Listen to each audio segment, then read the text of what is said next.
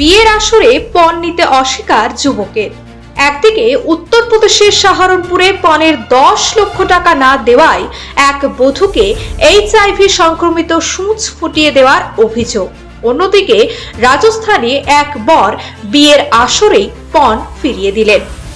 জয়সলমেরের পরমবীর Rathore civil সার্ভিসের পরীক্ষার্থী বিয়ের দিনই পণ নিতে অস্বীকার করেন। যখন কনের পরিবার টাকা দিতে চায় তিনি সোজা জানিয়ে দেন, আমি শিক্ষিত, আমি পণ নেব না। সমাজ বদলাতে হলে আমাদেরই উদ্যোগ নিতে হবে। পরমবীরের মা বাবাও তার সিদ্ধান্তকে সমর্থন করেন। একই দেশে দুই চিত্র, কোথাও নির্যাতন, কোথাও প্রতিবাদ।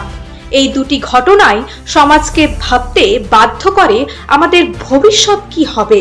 পরমবীরের মতো যুবকদের সংখ্যা বাড়বে নাকি পণ প্রথার ভয়ঙ্কর চক্র চলতেই থাকবে?